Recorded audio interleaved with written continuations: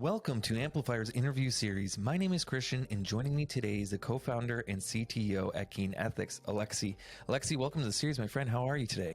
I am very, very fine, Christian. Very nice to meet you, and thank you for having me.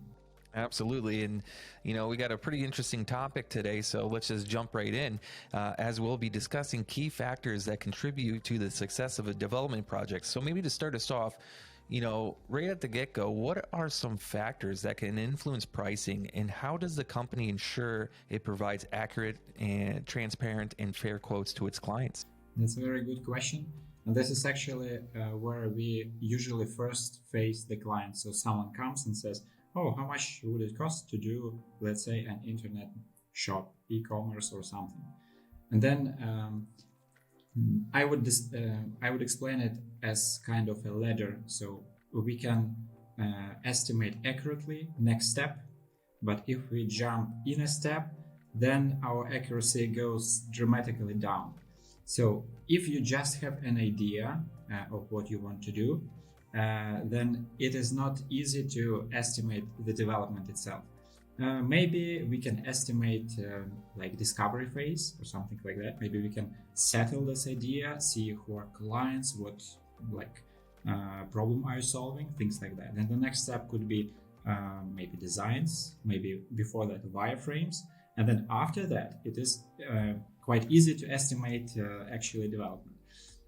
So this is actually, I think, a good advice for anyone. If you want to get accurate pricing, then don't expect it to be accurate if you are trying to get estimate beforehand on the later steps.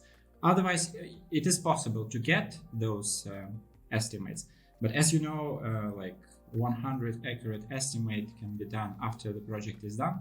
So most likely someone would look into sailing and then give you some estimate, and then it might not be accurate, and then you will get into trouble.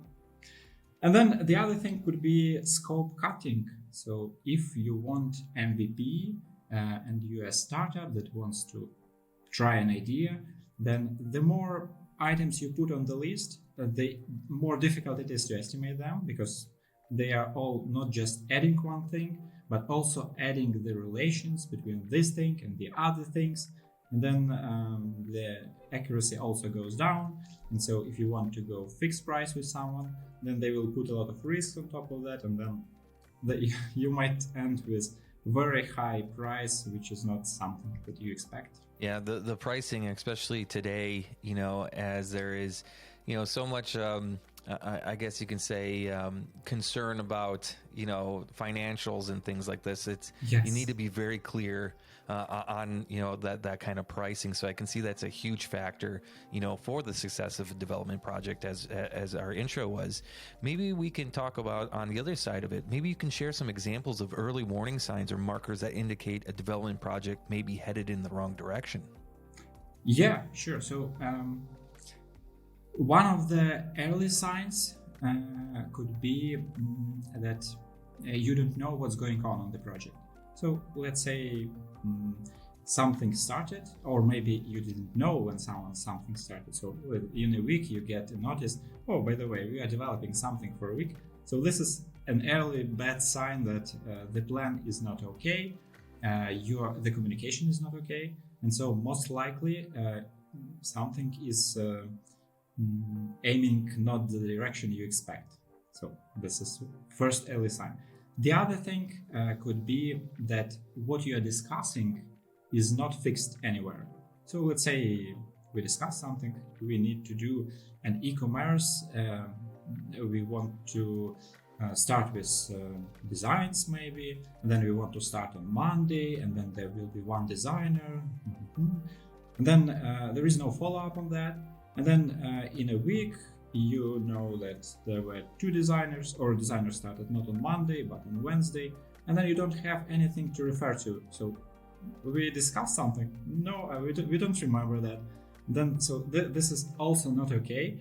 Not only from the perspective of that something can go back on his words, but also from the planning perspective. So the project manager himself, he also is not someone who remembers everything.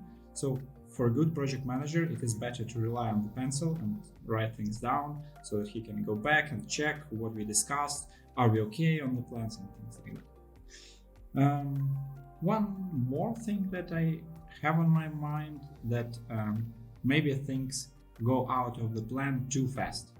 So we decided that we start with something small, maybe for a week or so, and then already with that we have a problem, and then we didn't start in time, and then or it took 2 weeks instead of 1 week, and then this is like putting maybe questions on whether the other plans in forward will be also kept, and then whether it is reliable to follow with this plan.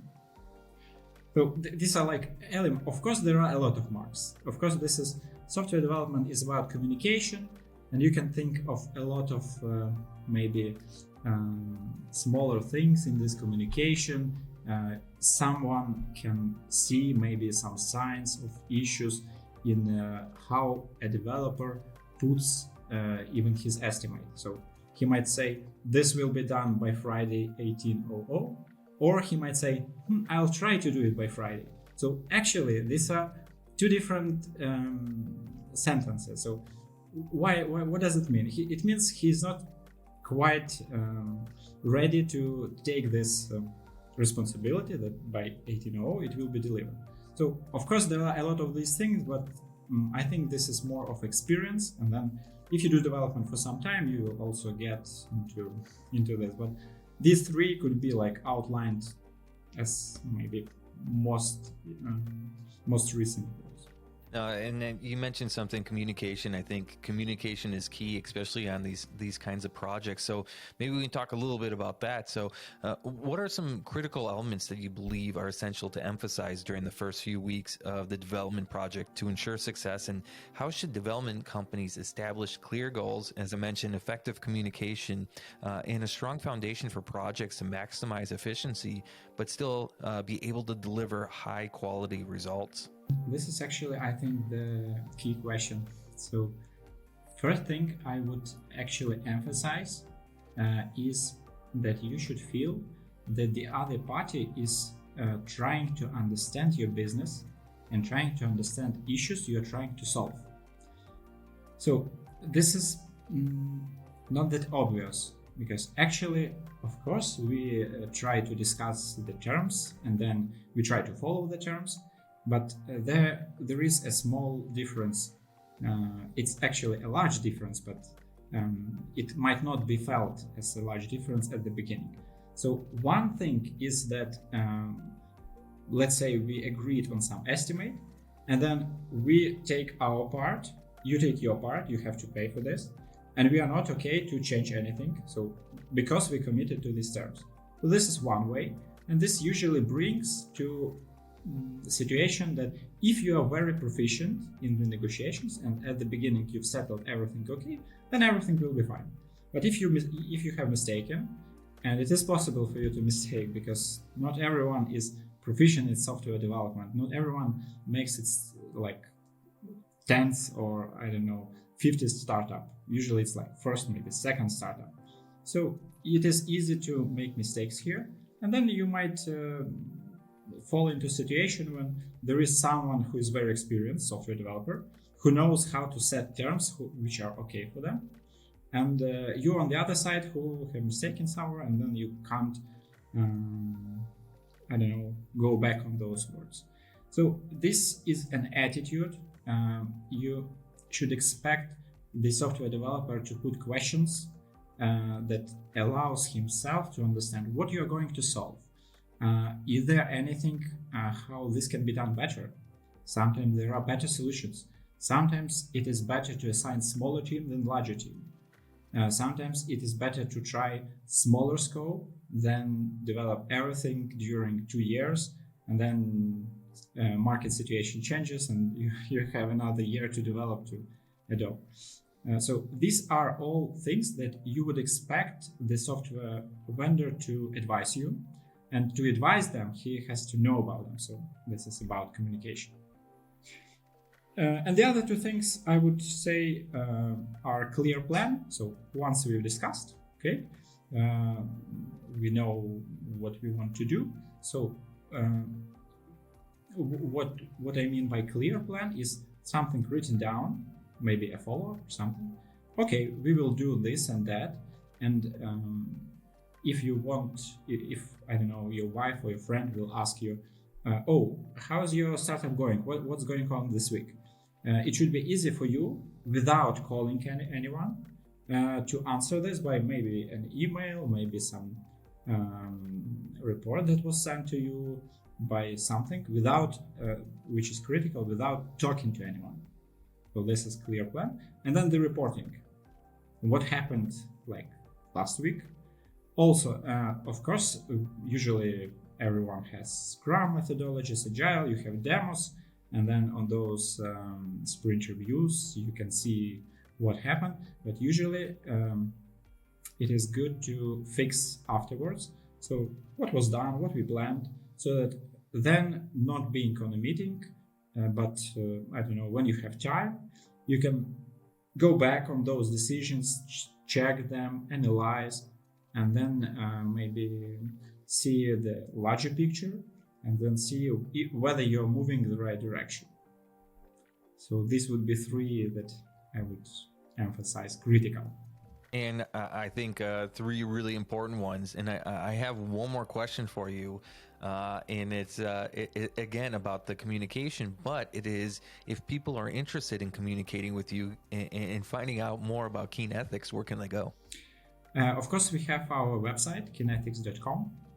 And of course, we have LinkedIn and all other sorts of communications. But I think website is good to start, KeenEthics.com.